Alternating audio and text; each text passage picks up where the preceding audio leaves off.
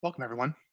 My name is Frank Klesitz. I'm friends with Josh, and we want to do a webinar for you for 30 minutes today on honestly how Josh changed his life. I've worked with Josh for some period of time, and when he sent me his book or the pre-order for the book, I was very impressed with the write-up. But I read the story. I was like, I didn't know he was a correctional officer. That was very interesting to me. And then one day he turned his resignation and decided to go down a different path in life, and has done a pretty incredible job with what he's accomplished, as you guys have known and from what's on the write up. And we're going to discuss today his magic formula, which is the backbone of the book and his events, to see if that speaks to you. That maybe if you're in that same situation in your life where you're looking to make a change, there's a lot of anxiety, what people think, to make that shift and some, I don't know, mental gymnastics, some rules in your head, some mental models to follow, some beliefs and some thoughts that has really helped Josh through his journey of quote unquote success. All right. But before we get into the material today, Josh, there's just two things I want you to share with the audience. Is your book is being released soon, where they can go get that. And also it's a bit late at the time of this recording, but people can still get there, especially if they live in San Diego. You also have an event coming up to get that out of the way and let people know where they can go if they like the ideas that we cover on today's webinar. Sure thing. So starting it off, I do have a book coming out November 29th. It's called Best Version Ever, and you can find it on Amazon, Barnes& Noble, and anywhere else they sell books online. And then for the event, it's December 3rd in San Diego. It's all day long. It's taking, it's an all day event, so can never cover all of that on this 30-minute webinar. This is a primer, but this is an all day event that kind of inspired the book, or maybe one inspired the other, but it's you can get all the details at bestversionever.com/event. Cool. So Josh, why don't you take me back to the point of your life and how you were feeling and what was going on in your life when you said, I'm not going to take it anymore. I got to go down a different path.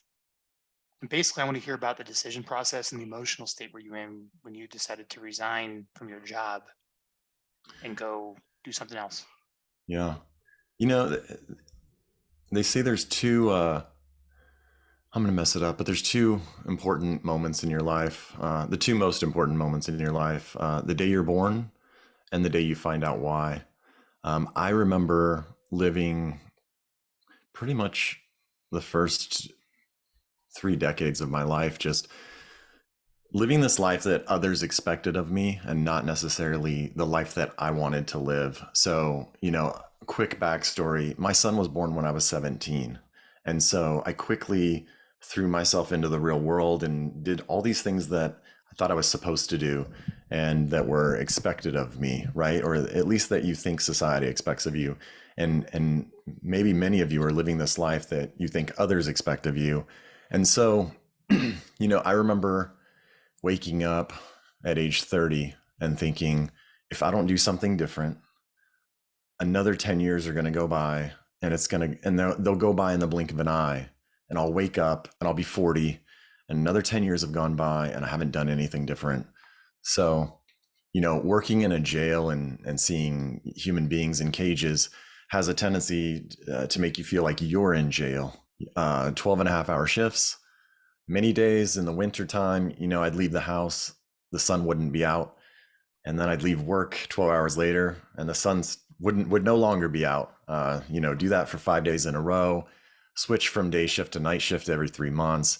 It's just hell on your, circadian rhythm and your general health. So I remember thinking, I really don't care if I have to lose everything, but I'm going to burn the boats, and I'm going to make massive changes. And I actually did. I ended up doing what I think I called it the trifecta of bad credit in the book, but bankruptcy, foreclosure, and divorce, all within 6 to 9 month period. Yeah. Wow. Yeah. And that was when you were 30? The culmination was at age 30. Yeah. So, I quit that safe job to go into real estate. Uh, and I did it in 2005. So by the time 2007 came around, I just didn't quite build up enough, experience or business to sustain it. So I went back and got a regular job again, but I kept going and I kept pursuing real estate. So there was a 6 month period where I was doing both, right? Go back to work, but still keep pursuing the dream. I was doing loans at the time. And, if you were around in the foreclosure days, you remember banks didn't know what hit them. Often it would take them 2, 3 months just to sign paperwork. And so I remember having a client who was buying a house that was $150,000 and he was putting, which is insane in Southern California, right? But that's what they were back then. And he was putting 50% down. So I was doing a loan that was about 75 grand and extending the rate, extension. It finally closes 3 months later. I want to say I made about $400 on the deal. I call the real estate agent to congratulate her, and she nonchalantly makes a comment and she goes, "Oh, thanks. That wasn't really a big deal for me. I think I only made $4,000 on this deal." So $400, $4,000. Decided that day, you know what? I'm on the wrong side of this. So I drove to Keller Williams and I signed up, and I basically said, "What do I need to do to start doing real estate sales? Here, sign all this stuff." All right, cool. I signed up. The next day, I went to the board and I bought a bunch of bank-owned open house signs. If you remember, they were red with white writing, not branded at all, right? And I found a foreclosure in our office, and I put up my signs everywhere. And this was on a Wednesday or a Thursday, and I just wanted to get started. And I didn't plan this at all, but it was near a school. About 40 people came through because I think they were just waiting for their kids to get out of school and thought, let's go see this house. I ended up writing an offer that day. Now, I didn't get my offer accepted, but I really didn't give a shit because that was like this moment where I thought, oh, if I just do this for 8 hours a day, 40 hours a week, if this was a full-time thing for me, there's no way I wouldn't sell one house every single month, right? So, at this point, let me back up a little bit, right? So, end of '07, I quickly realized like I'm not going to be able to pay my bills, including my mortgage. So that's when the bankruptcy starts.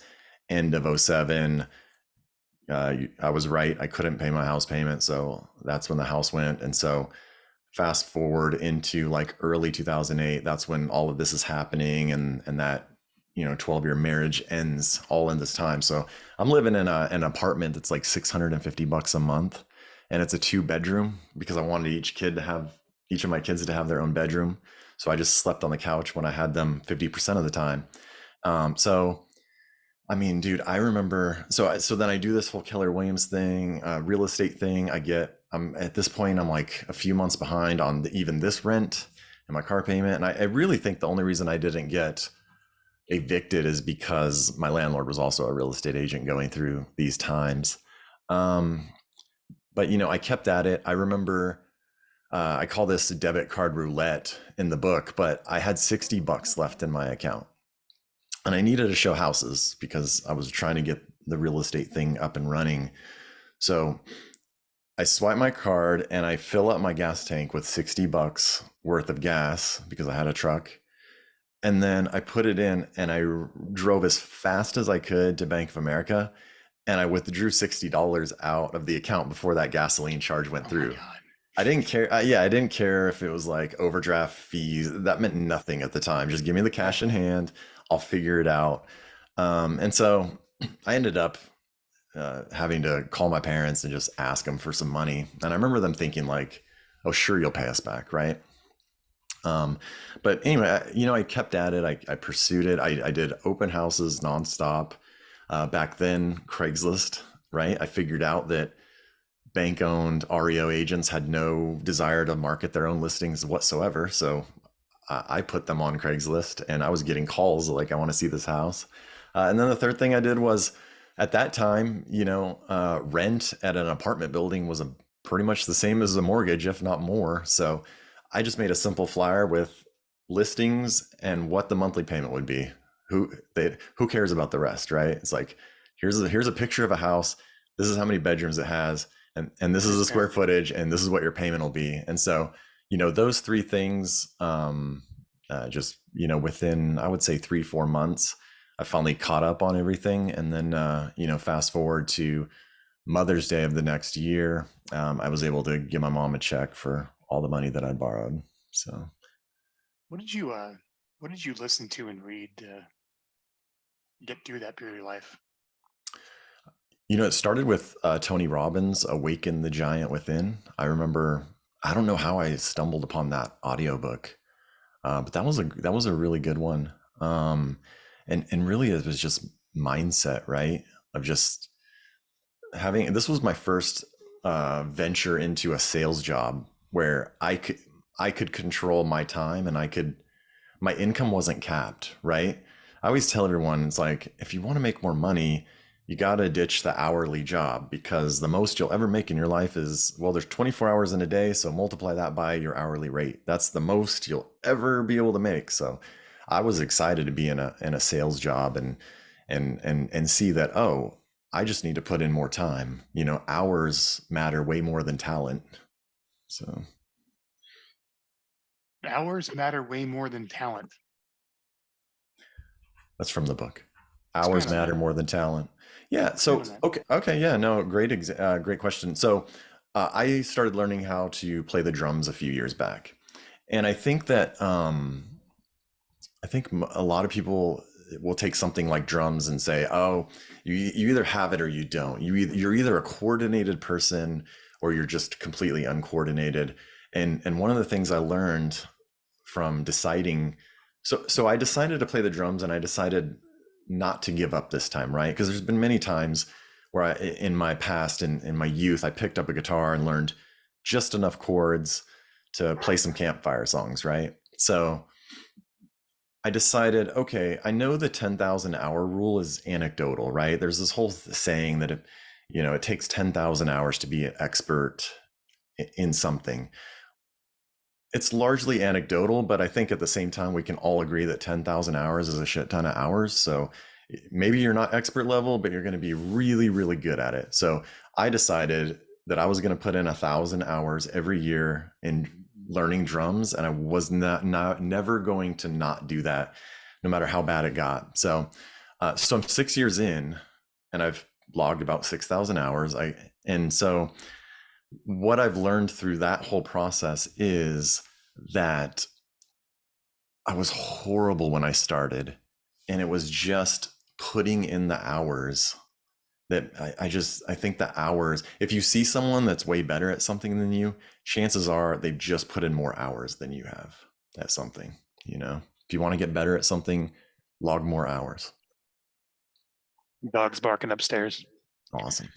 Tell me about this magic formula that you were probably following, but you weren't aware of it. Yeah, so it's really an acronym, right? Mindset, aim, game plan, immersion, consistency. These are all of it's basically the formula that I've followed anytime I want to achieve anything or accomplish anything. The very first thing you have to do is get your mindset right, of just the idea that if you've seen someone else do something, that's all the evidence that you need to know that you can do it too. It goes much deeper than that, but that would kind of be like the summary of, like, hey, what do you want to achieve, right? What's your aim? And I'm a big fan of just kind of setting these crazy, obscene goals, and just looking at game plan, which would be next. What are these steps that you would need to take to accomplish this, and working your way backwards? Who's the person that I need to become to accomplish these things? And then from there, you've got immersion. I feel like if you want to accomplish something, you would want to just totally immerse yourself into something, right?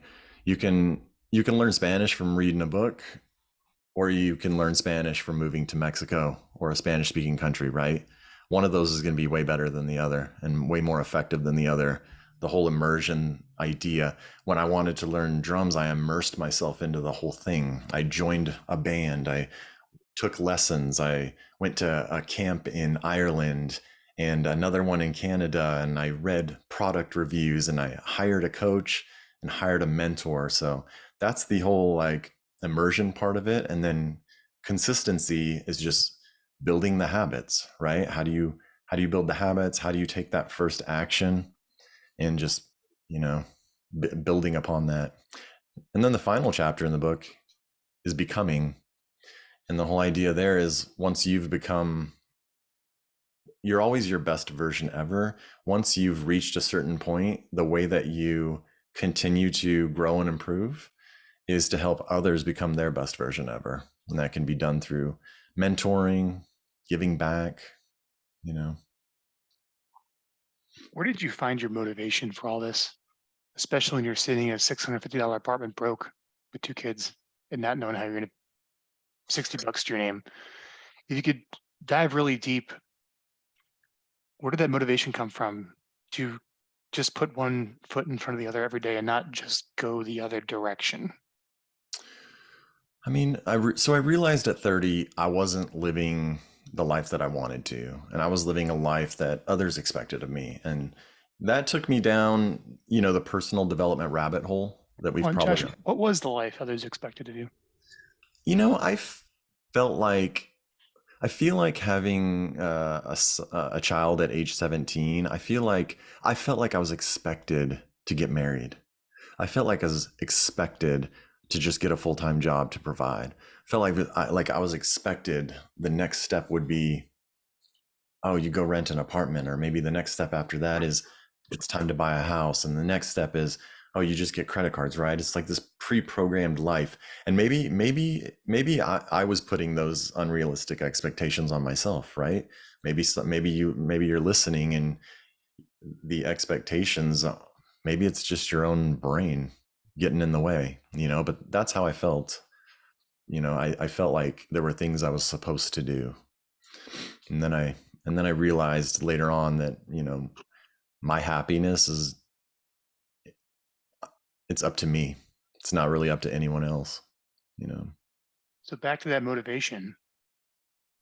Tell me more about where that came through to put one foot in front of the other, like consistently every day to build what you've built. What drives that? I mean, what drives it is just wanting to always be the best version of myself, right? To die without regrets. The number one regret of the dying, right? Top 5 regrets of the dying, Bonnie Rare's book. The number one regret, I wish I'd lived a life true to myself and not one that others expected of me, right? So Mm. so my motivation came from, I mean, I remember at the time thinking, if I'm not doing what I want to do and I'm not happy, then there's no way I can be an inspiration for the kids. There's no way I can be the best father I want to be because I'm not even being the best person that I can be. So Have you always felt that way? Or did that only change when you turned 30? I think I thought it off and on all throughout my 20s, and it kind of culminated at 30. I think there's something about these reflection points in life, right? I think 21's maybe a good one. Maybe Yeah. 18 is a good one, but nothing causes you to reflect like 30 and 40. And I'll let you guys know how 50 goes, but yeah. So you go off and you build a good business for yourself. You go build your own clients. You go make your own money. I'm just curious. Usually, for a lot of people, the next inflection point is where you feel stable and good for yourself. But now you're able to help someone else, and you pretty quickly went from, relatively speaking, being your own agent to saying, I need to build a team and do my own thing.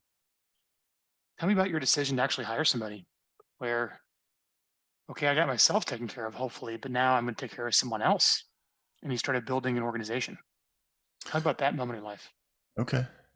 I mean, it's such an interesting story of how this all happened, right? So one of the principles that, if you take nothing else from this webinar, is sometimes the most amazing things in life come from just saying yes.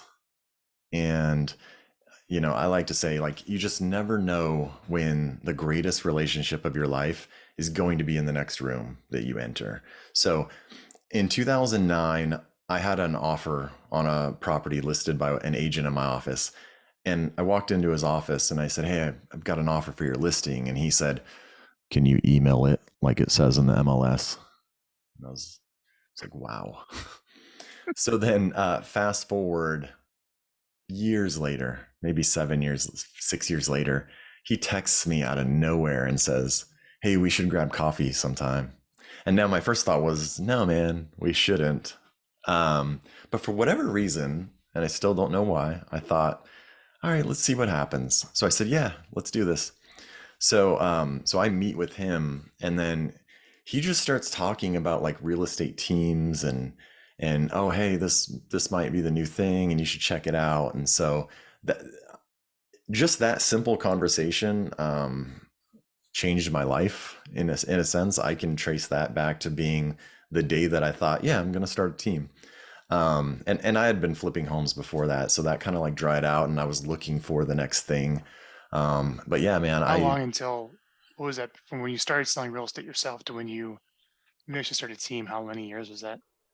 so there's two answers to that.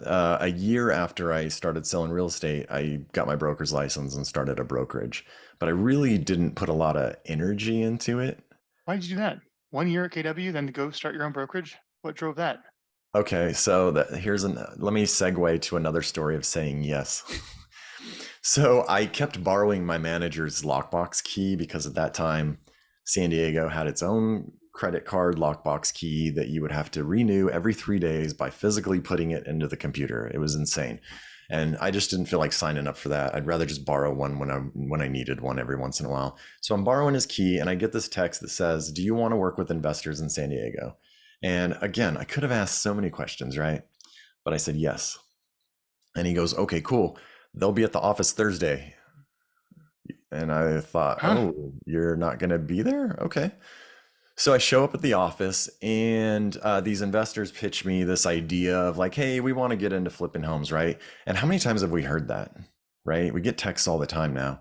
But they wanted to just try to flip some homes. That they thought it would be really cool if I could find someone to bid for them because they were tired of driving to the courthouse. And if they could just do one or two houses every month, they would be stoked. So I go through this whole thing, and I mean, I'm faking it until I made it, which I hadn't made it at that point. So I tell them like all this plan that I have, and I'll utilize all these relationships that I have, and I'll even get someone to bid at the courthouse steps for them. And I'm thinking like, yeah, I'll figure this out. So they say, "Okay, cool. When you get home, send us a proposal." And I thought, okay, didn't I Okay. just propose everything? So I go home, I Google proposal template, I download this Word doc, and I just like start filling stuff in about what I think I'll do for them. Right. And so then the next day, well, actually, I didn't hear from them all weekend. And then they called me and they said, "Hey, we bought this house, meet us there and bring the contractor that you always work with." So I called a bunch of people. I was like, "I need a contractor." One guy's name came up twice. I call him. I'm like, "Hey, man, just meet me at this house. Let's just bro out. And I think something might come of this, maybe." So we meet there, and then we become fast friends in 30 minutes. And the investors show up. We walk them through this one house. And so they go, "Okay, we'll let you know." And then they called me and said, "Hey, send us a listing contract."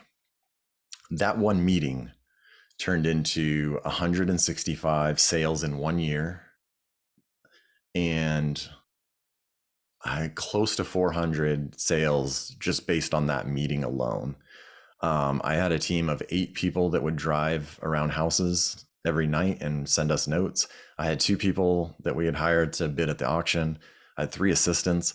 One of them, her full-time job was literally just to drive around to these houses, take notes, and put lock boxes on and off. That was her full-time job. Um, so anyway, rewind. That was a few months after I had paid my parents back, and a year into real estate. That's a cool story, man. Thanks, man. Yeah, a It's in lot the of people book. would say like, yeah, no. But Yeah, my favorite part of that is so many people would just be like, I don't know how to write a proposal. And he was yeah. like, yeah, I just went to Google and downloaded a proposal and wrote a bunch of stuff. Yeah, I still have This it. kind of speaks to your resourcefulness. I still have the proposal because someone asked me to see it a few days ago. It was from 2009. But again, so that turned into 400 sales, right? And so after, Wow. yeah, so after the first year of working with them, where I just thought like, why don't I get my broker's license? You know, why don't I Yeah. turn this into something? And then that turned into just asking a couple friends from KW, like, oh, come work with me. I'll give you a good split. And then it's just like this word of mouth thing that just snowballed into Dude, that was a big break for you. it really was. And it easily could have not been if I had just been scared and said, yeah, no, I don't want to meet with investors. And the How did crazy thing you, is, this was the branch manager who texted me. I mean, he's the one that got the call. Like, he got shit canned a year later. Imagine his life changing if he had just said, I'll meet these investors. You know, I yeah, often but so think many about that. people are like, oh, this is a waste of time. They're going to run me ragged and they're look lowballing people. No. Yeah. Yeah. I often think about, life is a combination of a little bit of luck and then being ready when that luck comes around, right? You know? Yeah, it's opportunity meets preparedness Yeah, exactly. equals luck. Yeah. Yeah. I could have said no to the coffee and I wouldn't have met some of my best friends in life. I found the number one agent in my company. I mean, the dude sold 120 houses with his team last year. I mean, I taught him how to start a team. I met him at a bar. I was shit faced, man. Like I was just like we started watching World Cup at 8 a.m. at Ireland versus USA in an Irish bar. I don't know why me and some other agents and our lender friend thought that was a great idea, but by the afternoon we go to this bar and I was like, dude, this guy would be such an amazing agent, but don't say anything because you're gonna sound like an idiot. So I actually was walking by the bar 2 weeks after that on a Sunday, and I just thought, I'm just gonna go see if he's working. And sure enough, he's in there working. There's nobody in there. How did you approach that conversation? It's interesting. We joke about it to this day. I have my version. He has his. His sounds super creepy. Um, but so I'm that guy that walked into a bar on Sunday midday, doesn't order a drink because I didn't feel like it, and sits down and asks for a water, and then starts talking to this young bartender about being a real estate agent and making a lot of money. Like the whole thing just sounds like a scam, as I hear myself say it right now. But I just asked him if he had ever been interested, if he had ever thought about it, and You ever he thought about was like, making millions in real estate? "Yeah." Yeah. What's funny is I bet at that time I probably said something like, "Do you want to make 75 grand?" Because like I remember thinking like bartender, he might not even make if he's working on a Sunday. There's no one here. He might not even be making that much money, right? So, but he was interested enough that like I just kind of gave him like a test. I was like, here, take this disc test, right? And he sends me the results, and I was like, okay, cool. He like just passed the test, and then I was like, here, man, sign up for your real estate license. He did it, and I mean, he would come to my house, and we would just kind of go over things, right? We'd make calls. He would make calls to leads, not even knowing what he was really talking about. Just That's cool. You're able to connect with someone like that. yeah, it was like, yeah, you just need to get the reps in, right? The hours matter more than talent, just Yeah, always man more put it talent. put in the hours, man. Just keep calling, it'll get super comfortable. So, Do you guys have any questions for Josh? The Q&A is open and the webinar chat is open. We got time to take one or two more questions. And as people are filling those in, Josh, why don't you tell them again where they can get your book with your story and your event? yep. So you can get the entire book, which just got the very first copy ever, on Amazon or Barnes and Noble. But if you forget, just go to bestversionever.com and you will be directed to the book. Thank you, Scott. Scott Grove says he can't wait for the book. Yeah, thanks, Scott. And Jeffrey Perez says Drummers Unite. Yes, Jeff, the only real estate agent who drums 100 times better than I do. No. I do watch the Drumeo channel. I think it's what Me it's too. called. Yeah, It's that's how I incredible. started. That's how I started. That's where I learned a lot of what I learned. Yeah. Cool. And then the Reese events. says awesome. Reese Miller says awesome. Thank you, Reese. Reese and I did a deal in January. And then the event is not linked to my website yet. So just go to bestversionever.com/event and you can get all the details for December 3rd in San Diego. Josh, thank you. Thank you, man. Thanks for having me. Thanks, Annette. All right, everyone. let you go. There'll be a replay if you want to listen to it again. All right. Take care, everybody.